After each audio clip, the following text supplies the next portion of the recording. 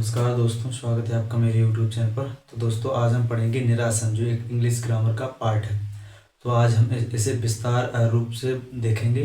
तो कृपया अपनी नोटबुक कॉपी में इसे जरूर उतारते जाएं और ध्यान से समझते जाएं। तो वीडियो के अंत तक जरूर बने रहिए।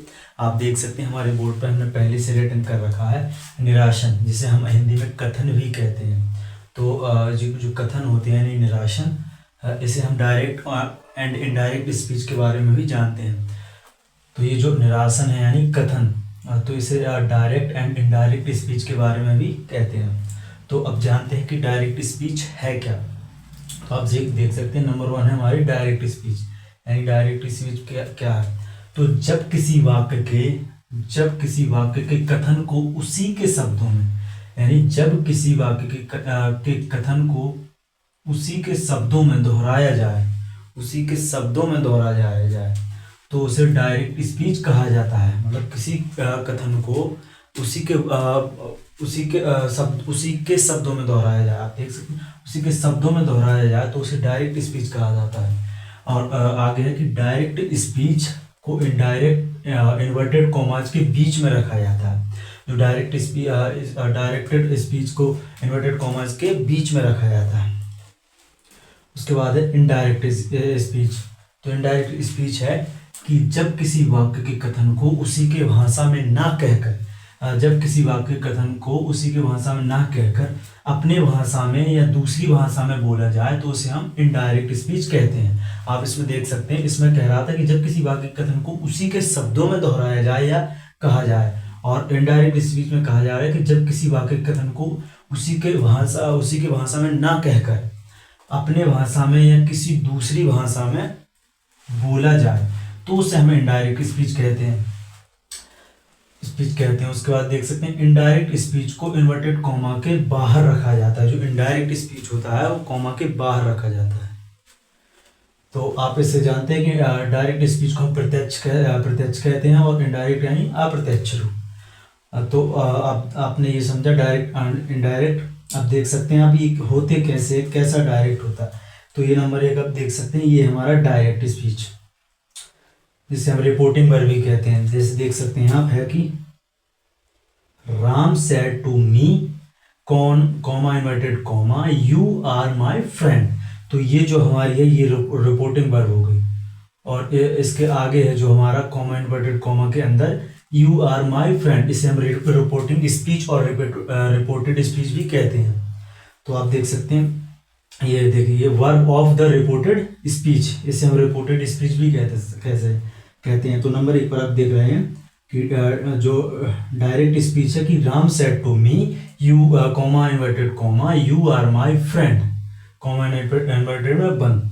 तो जब हम इसे इनडायरेक्ट स्पीच में बदलेंगे तो आप देख सकते हैं कि बनेगा कि Ram told me that I, Ram और सेड की जगह आ गया टोल्ड, मी का मी रहेगा अपना, कॉमा इन्वर्टेड कॉमा की जगह आ गया अपना दैट, और यू का अपना मी के अनुसार बदला तो आई, और प्रेजेंट कंटिन्यूअस में पास्ट कंटिन्यूअस बदलेगा तो आई बा जाएगा, और हिज फ्रेंड माई का बन जाएगा हिज फ्रेंड। तो ये बनाई हमने डायरेक्ट स्पीच से इनडायरेक्ट स्पीच में। अब दूसरा देख सकते हैं आप, डायरेक्ट स्पीच है कि Raju said to Riya I am watching TV.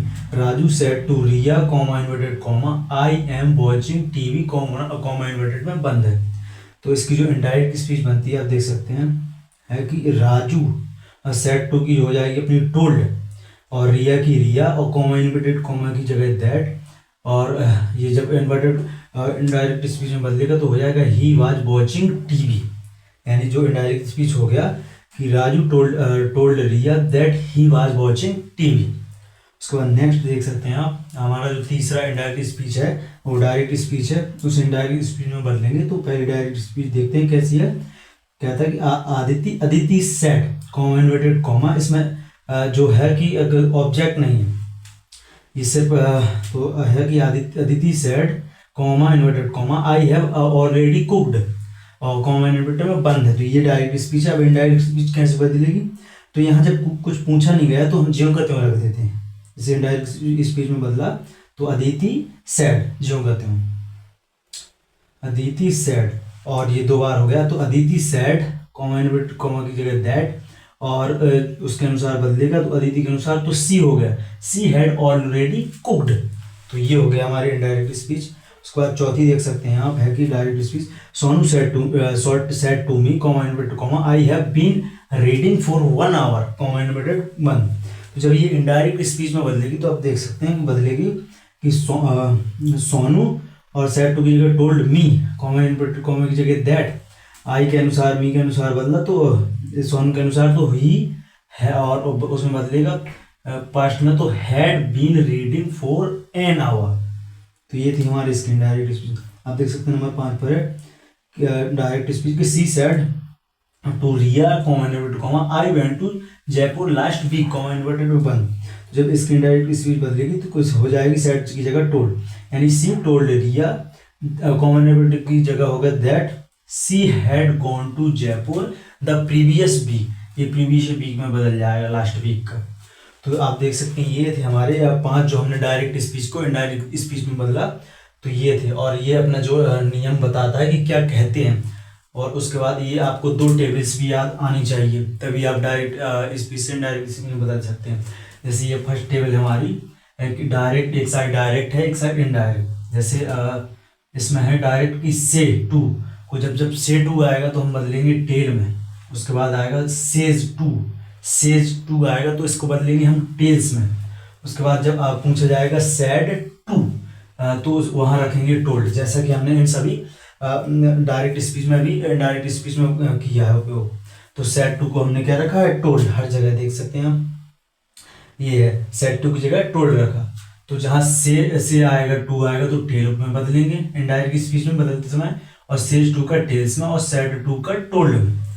और एक और होती है हमारी जो होती है टेबल जो सब्जेक्ट ऑब्जेक्ट और पॉसेसिव को बदलने में मदद करती है। तो आप देख सकते हैं एक साइड हेडिंग हमारी सब्जेक्ट और एक साइड ऑब्जेक्ट और एक साइड पॉसेसिव। तो जब सब्जेक्ट आई होगा माना तो आई का हमारा ऑब्जेक्ट हो जाएगा मी और पॉसेसिव हो जाएगा माई। उसके बाद आप देख सकते हैं वी, तो वी का जो हमारा सब्जेक्ट होगा वो सब्जेक्ट भी है, उसका ऑब्जेक्ट में बदलेगा तो अस, और पॉसेसिव होगा वो हो जाएगा अवर। उसके बाद देख सकते हैं यू का ऑब्जेक्ट होगा योर और पॉसेसिव हो जाएगा वो भी योर हो जाएगा। उसके बाद ही में मेल के लिए उपयोग किया जाता है तो ही का बदलेगा हिम में ऑब्जेक्ट और पॉसेसिव हो जाएगा हिज। उसके बाद सी का जो फीमेल होता है वो ऑब्जेक्ट होगा हर और उसका पॉसेसिव भी हर ही हो जाएगा। आगे देख सकते हैं आप दे का जो ऑब्जेक्ट होगा वो देम होगा और पॉसेसिव होगा देयर।